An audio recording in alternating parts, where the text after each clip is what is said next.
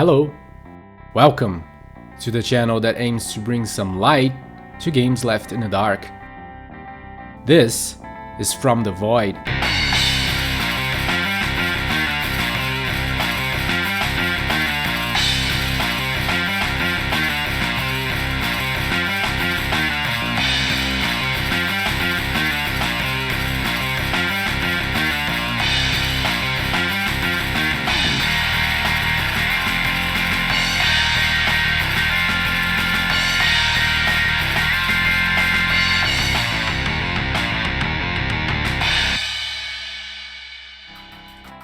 Hey, season's greetings everyone!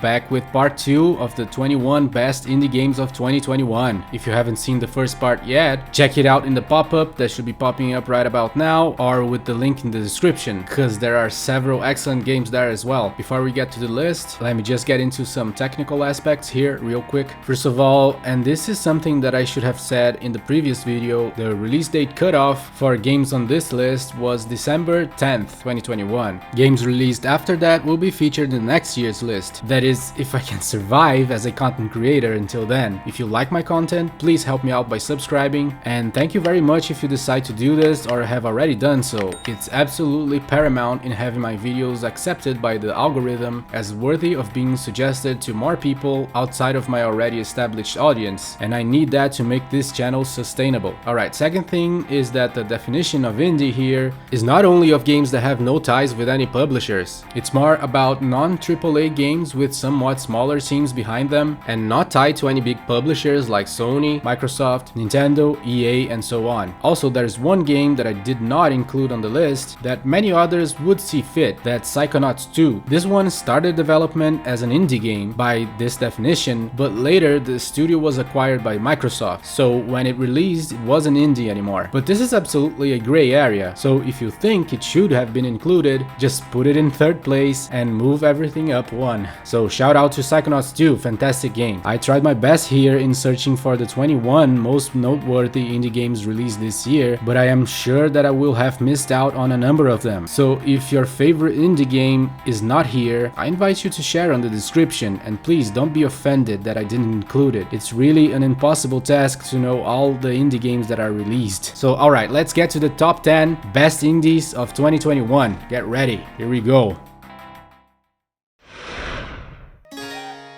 Let's start with Deceitful Chicory, A Colorful Tale.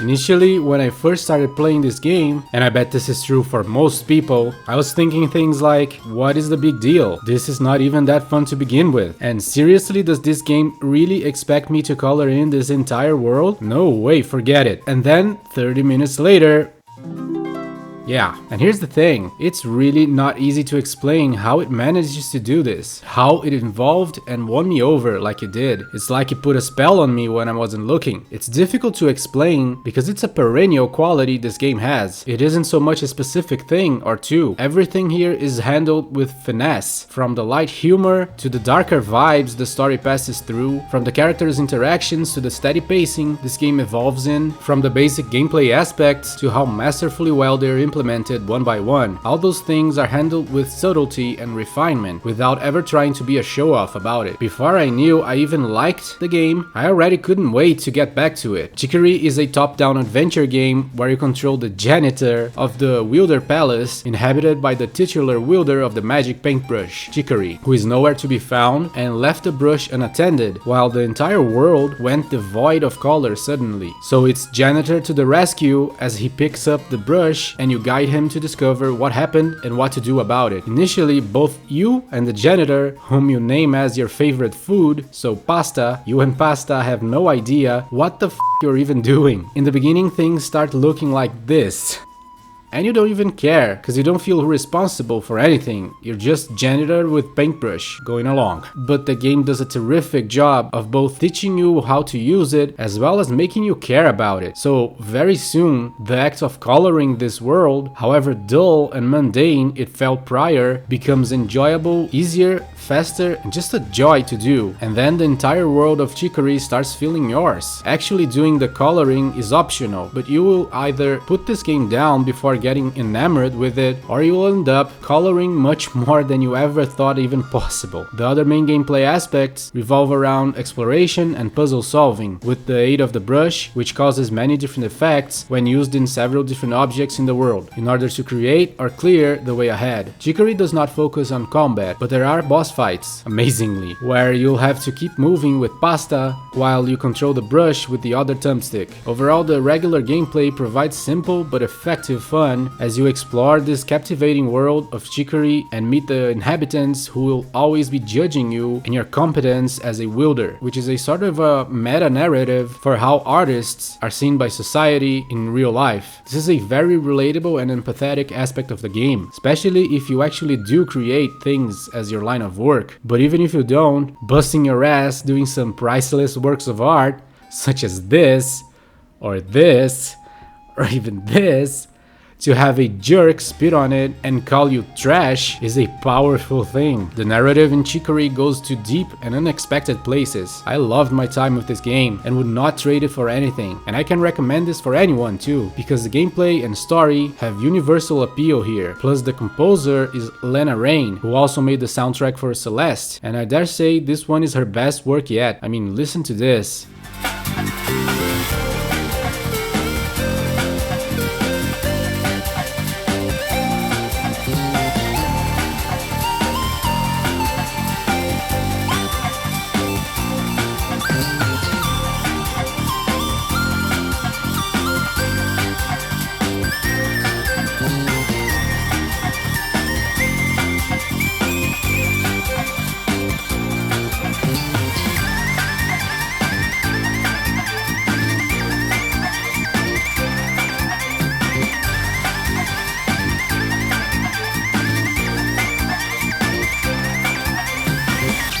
Yeah, play this game, it has so much going for it.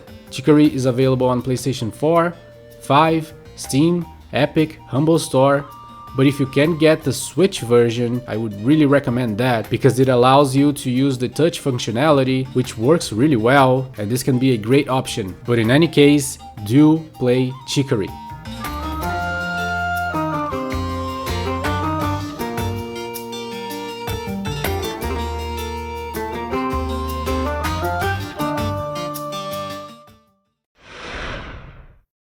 This one is special. Get ready for Everhood.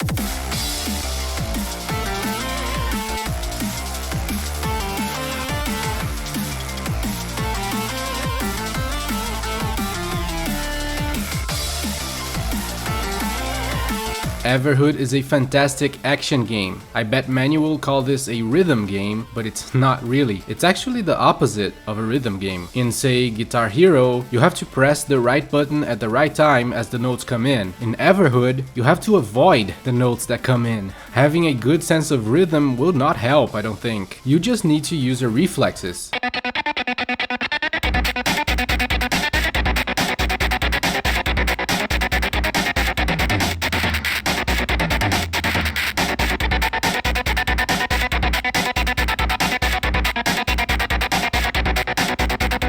I mean, the music is awesome, but you don't have to be in rhythm. But whatever you may call it, this is a fantastic battle system, so unique and creative and incredibly engaging. To avoid the incoming attacks, you can either move your character between each of the 5 lanes, or you can jump over the notes. Later, you can absorb them as well. Needless to say, it becomes a crazy, hectic trial to survive these battles, and exhilarating to do it.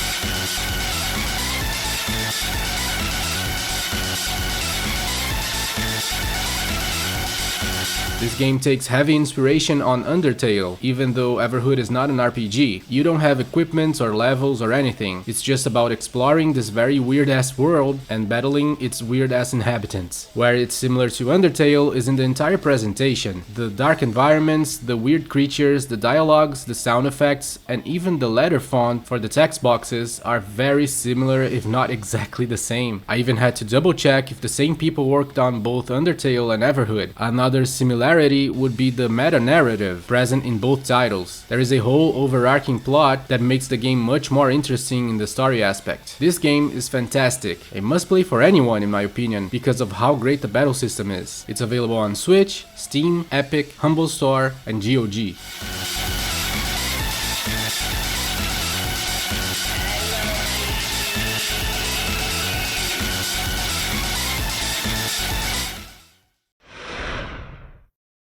Now, F.I.S.T. Forged in Shadow Torch.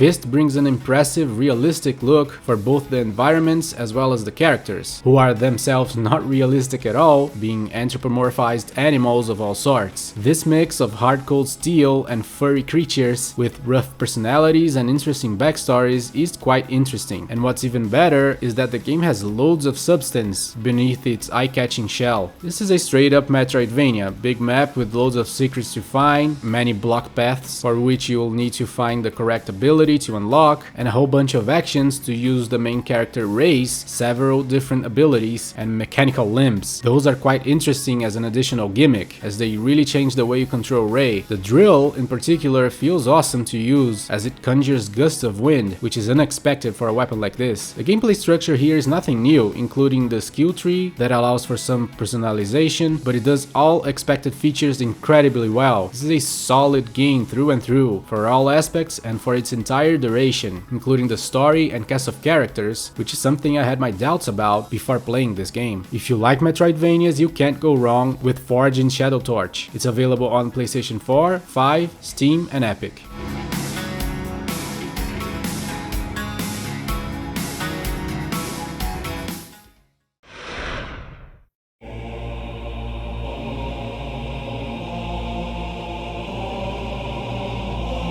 Following up with Unsighted.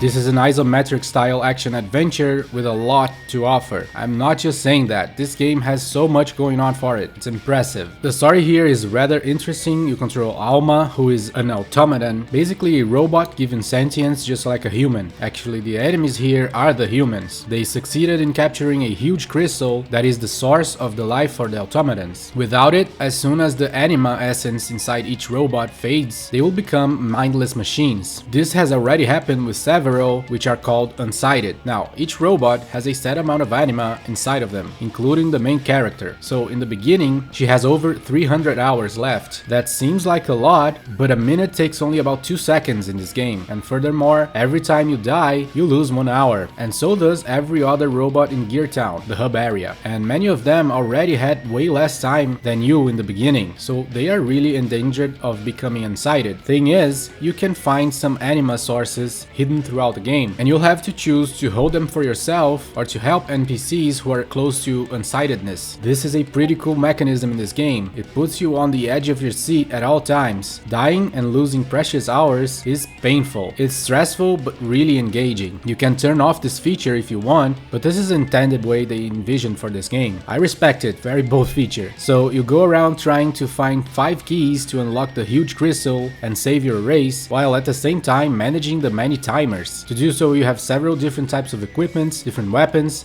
cogs that grant temporary bonuses, and chips that give permanent perks. The action here is superb. This is one of the best combat systems in any isometric game I've ever played, tied or even better than Hyper Light Drifter. It's however an unusual control scheme. R2 and L2 are your weapons, while the face buttons do the dodging and reloading. Yeah, you have firearms that can be used in a twin stick shooter manner, which is pretty cool. The world is a huge labyrinth full of clever puzzles to solve and secrets to find. There's even a hefty amount of platforming involved, which is unusual for an isometric game, but it's really well done here. Again, some impressive gameplay this game has. There's a lot more going on with this game. You can find and create blueprints to craft your own gear and weapons. There's a whole relationship feature with each NPC to get them to like you and give you special stuff, and even dogs to keep as pets, where you can feed them, pet them, and walk them around. It's totally optional but really cool too. And all that around a really tight and immensely challenging gameplay. This is a full plate for action-adventure fans. Unsighted is breathtaking. It's available on Switch, PlayStation 4, Xbox One, Humble Store, GOG, and Steam.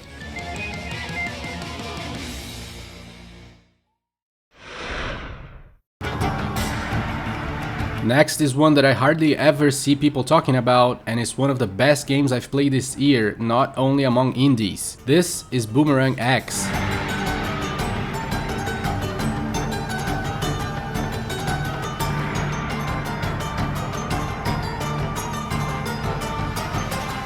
This game truly deserves way more recognition than it got. It's a completely unique and fantastic first-person shooter from Devolver Digital. It's also a very one-note kind of game. There is no story, although the setting and locations are interesting. Your character doesn't speak. There is only one NPC the entire game. There is no incentive to explore, as far as I could tell, and it takes its time to teach you all the gameplay functionalities. So the beginning may feel slow, but for God's sake, stick with it, cause this game becomes fantastic after half an hour or so. Boomerang X is all about the action. You basically use the boomerang not only as a weapon, but as a teleportation device. You throw it with R2, and if you press it once again, when not holding the boomerang, you teleport to it. And you keep the momentum that the boomerang had at the time you teleported to it. So you'll be propelled forward, backwards, or sideways in the air. It's a pretty awesome mechanism, and it's not the only one in this game. The other main feature is the slowdown time. It only works when you're holding the boomerang. Now, hear me well. I realize that many other games already did the slowdown time thing as well as the teleportation thing, but not like Boomerang X. The resulting gameplay of these two features put together is one of the most awesome things I have ever experienced in a first-person shooter. No exaggeration. It's basically because as soon as you throw the boomerang, you can teleport to it and instantaneously trigger the slowdown power. That's what the game wants you to do. There is no energy bar that depletes or cooldown period, nothing impeding you from using these powers over and over. You're supposed to abuse them, and the game is crafted around that, with the enemies having clever behaviors that will make it difficult even though this boomerang is beyond powerful. They will spread acid bubbles, for instance, or create energy spaces that cause damage when you're trying to position yourself. And you'll need to change positions a lot because many enemies have specific weak point placements in tough to reach spots, and in later levels there will be spikes on the floor and ceiling. This game turns into the floor is lava, ceiling is lava, walls are lava, so keep flinging yourself in the air until you kill everything. It's nuts. You also unlock several attack powers that activate only if you meet certain conditions, like killing multiple enemies with one throw of the boomerang, which activates the explosion power, where you throw your boomerang, then press a button to cause it to explode, killing whatever is around it. If you do that and manage to kill multiple enemies with one explosion, you activate the second power, the beam attack, where you simply press a button to kill an enemy instantaneously, no matter where its weak point is. If you kill 3 enemies without ever touching a floor, you activate a kind of ground pound, where the next time you touch a floor or an enemy, an explosion occurs around you. And there is even an ultimate power that takes a while to activate, but results in you killing the enemies just by looking at them, pretty much. All this makes for a lot of buttons to press, so get ready to use all your hands, muscles, and nerves. And one final thing, this game has one of the best final bosses ever in any game. If you want to be surprised by it, move on to the next game. I'll give you to the count of 4 beeps to do so.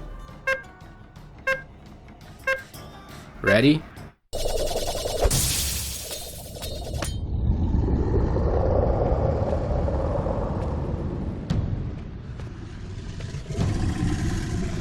Look at this. Do you know what this is? We are fighting a black serpent dragon inside a tornado. I mean, video games are awesome. What more do I need to say? Play this game. It's on Switch, Steam, GOG, Epic, and Humble Store.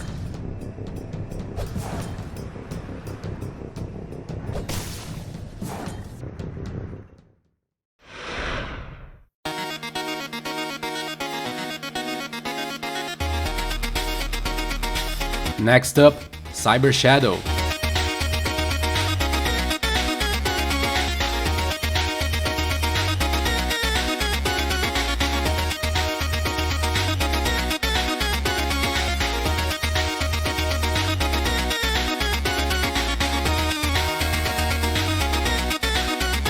This is a terrific retro-style side-scroller action game that takes inspiration in the old Ninja Gaiden titles, but modernizes all the right things and keeps retro only what it's supposed to. The awesome pixel art, the phenomenal chiptune soundtrack, and the challenge. The challenge here takes center stage actually. There are very tricky sections to pull off, but differently from a lot of them old games, it doesn't over-punish you for failing. And even more importantly, it never feels like a chore, because of the outstanding level design in this game, with really well thought out enemy placements and all manner of pitfalls that will really test your skills in using all the abilities you unlock in this game. When you first start it, it may feel underwhelming how simplistic the game is. Your guy can only walk, jump, and slash his sword, that's it. He can't even crouch, but throughout the game you unlock several new abilities that introduce very clever new mechanics, which really improve the gameplay here. For instance, the deflect ability against incoming projectiles requires you to press the D-pad towards the bullet when it's about to hit you, and when you do it right, the enemy's projectile becomes an energy orb which you can hit to send it back. It feels very satisfying to do this. Many of the skills work in a similar way in this game, and there are also a bunch of power-ups that really change up the way you engage the enemies. It's all very impressive. Cyber Shadow even has a surprisingly deep story told in a non-linear way, which makes it all the more interesting. This is for sure a genius game in terms of gameplay, music, and level design, and very satisfactory in everything else. Do not overlook Cyber Shadow. It is totally worth it if you like your games to be challenging. It's available on Switch, PlayStation 4, PlayStation 5, Xbox One, Steam, GOG, and Humble Store.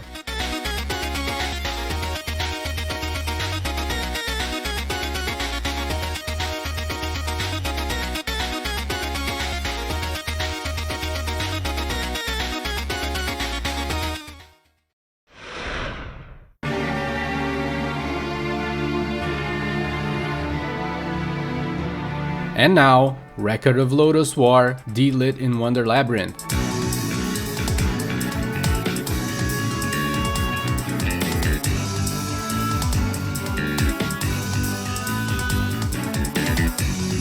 I consider this a true masterpiece, mostly because the gameplay here is superb. It allows for the multitude of abilities to be easy to learn and use without ever feeling overwhelming. That's in good part because there is a dedicated face button for the bow, which is surprisingly useful for combat as well as exploration throughout the game, another face button for her magic, and R1 switches between the two elemental spirits, Sylph and Salamander. This elemental mechanism simply changes everything. At any time your weapon or bow is imbued with either wind or fire, you become immune to that element, and regular skills will be changed depending on which element you're currently using. The entire game makes a whole bunch of clever uses of these two elements and the fact that you can change between them seamlessly. Sections of the labyrinth will have to be traversed while floating, boss fights will have patterns that force you to switch between the two elements, and even regular enemies can be immune to one of them. Each of the two elements have 3 levels of power, and this is the best aspect of the element thing. The higher the level, the more damage you will cause, and even more importantly, when reaching level 3 with either element, you replenish your health a few points per second just by having that element active. And here's the catch: to increase the level of one element, you have to kill enemies or cause damage to bosses with the other element active. This is great, you have no idea. It allows for some crazy difficult bosses to become manageable manageable because you have the means to replenish your health if you're playing well. I love this mechanism so much. It really transformed the whole Metroidvania experience to me, allowing for Deedlit in Wonder Labyrinth to feel really well balanced. This is a terrific Metroidvania. I compared it to Symphony of the Night in my recent review of it, and I found it better than the famous Castlevania game because of the gameplay, despite the fact that it draws a lot of inspiration from it, so it's far from being a very original game. Try it out if you're any kind of Metroidvania fan. It's available on PlayStation 4, PlayStation 5, Xbox One and Series, Steam, and it's coming for Switch in January 2022.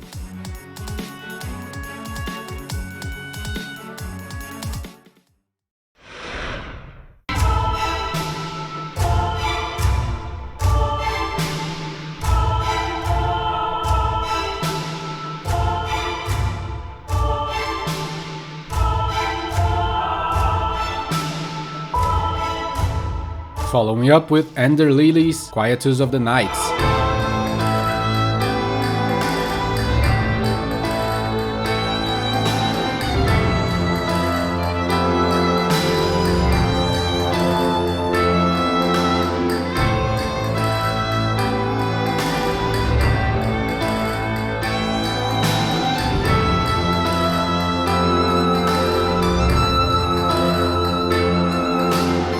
Playing this, I really could not believe I had found a better Metroidvania than Wonder Labyrinth. That's when I was sure that this year was outstanding for indies. Ender Lilies is a sort of mix of Hollow Knight and Bloodborne in many right ways. From Hollow Knight, it brings the benches where you save and switch your gear, with the amulets and relics mimicking the charms of Hollow Knight with many possible combinations to experiment. Then from Bloodborne, it brings the entire gothic, somber, ominous, and sometimes religious tone and atmosphere, which are spectacular, especially due to the graphic style and the music. The story is also similar to Bloodborne, where everyone turns into monsters, but instead of the blood fusions, it's because of the blight spread by an everlasting rain. And finally, the difficulty is also reminiscent of a Souls game, with that feeling of, oh thank God, I made it, when you reach a bench, just like when you reach a bonfire or a lamp in a Souls title. If you die, you don't lose currency or experience points, but it's still a grueling task to go through some very difficult sections with crazy challenging monsters to defeat. Every time you die or save, all enemies respawn.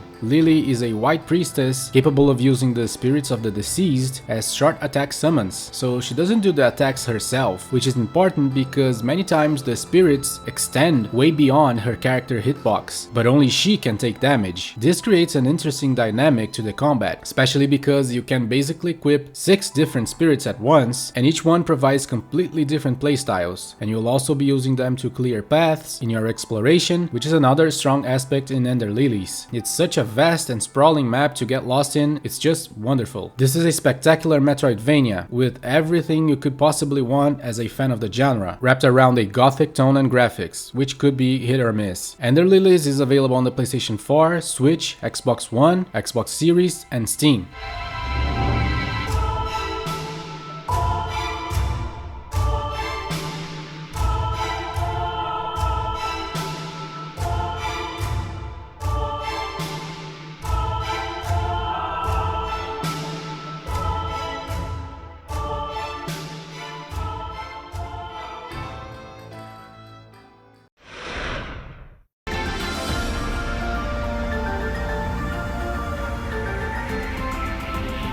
Next is Death's Door.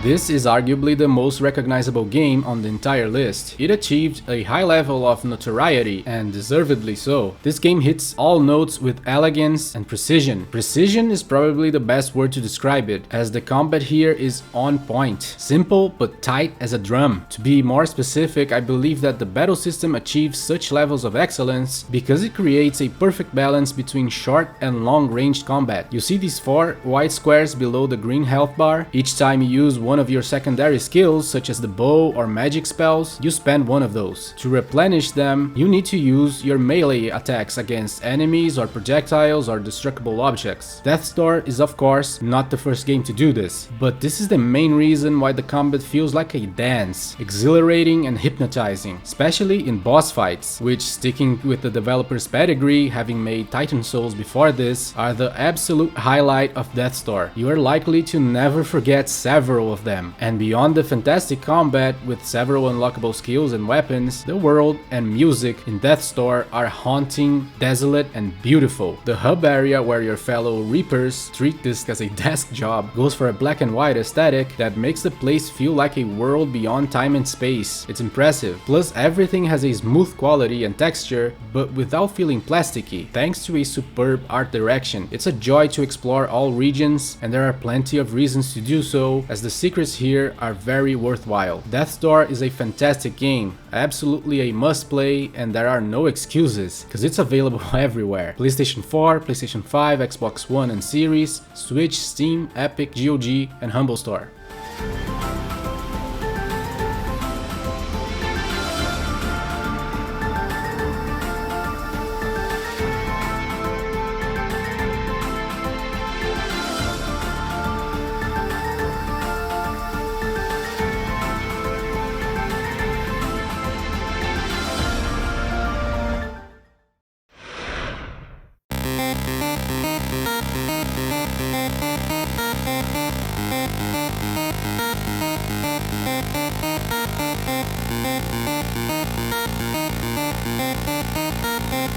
And now, something precious, Eastward.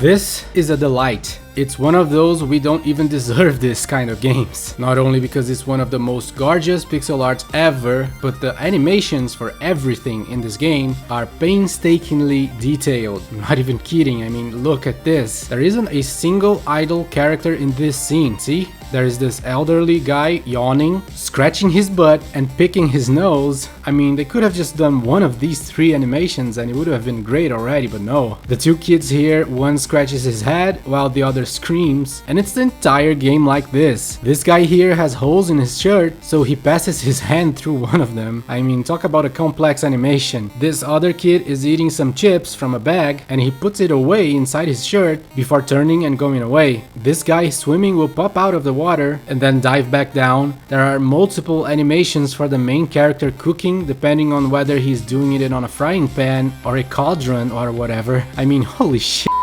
There's drunk guy here drinking some more, random mom citizen with crying drooling baby, little ducky swimming on the pool on top of the boat, psychic guy doing some telekinesis on top of a building. I mean, I could go on and on forever. Each and every one of these and hundreds more were not necessary. It's all painstaking attention to detail, and I must give the highest of praises to the team behind this. Congratulations. This is amazing. And all other aspects of the game are also treated with incredible amounts of attention and love. The story is deep and well written, probably a bit too much even. Some dialogues extend for too long sometimes, but it results in a fascinating world and cast of characters that I wouldn't trade for anything. By looking at this game, you may be inclined to think that the story is simple or perhaps childish even, but it's actually kinda dark in surprising ways, and the overall setting is very engrossing. You see, in the beginning, you live underground, and the surface is a forbidden territory. Of course, no one tells you why exactly, and Sam is driven by mysterious forces to get out from underground. When you finally do, her reactions are just so well written, really portraying how a child would react in circumstances like this. It's just an impressively well done narrative in Eastward. The gameplay is also great. Despite having a typical turn-based RPG look, this is an action-adventure, Zelda-like type of game. And let me be clear here, outside of actual Zelda titles, this is the best Zelda-like I've ever played, period. You alternate between two characters, the kind of badass silent protagonist John and the very witty and joyful girl Sam, who has psychic powers. So you'll be doing combos here, like trapping enemies in Sam's psychic bubbles, then switching to John to smash them with the frying pan or burn them down with a flamethrower. It takes a while for the action to pick up in this game. In the beginning, it's sparse and too easy, but when you get to a boss fight, things get really interesting. This is a surprisingly long game, lasting over 30 hours if you're diligent. There's a whole Dragon Quest style mini turn-based RPG you can sink another 5 hours or more, and several other side activities like cooking. Eastward is a very complete game, really worth the money they charge for it, especially if you like to drown yourself in a deep story with great characters. This is the video game equivalent of a great book. It's a precious thing for sure. I know most people gave this an 8 or 8.5, mostly because it's a slow game and not very challenging. But to me, this is the best indie of 2021, hands down. It's such a treasure to experience Eastward's world all the way through. It's one of the most impressive games I've ever played. Do yourself the biggest of favors and play it. You may end up not agreeing that this is the best indie of the year, but you will most likely enjoy it deeply. It's available on Switch, Steam, and Epic Store.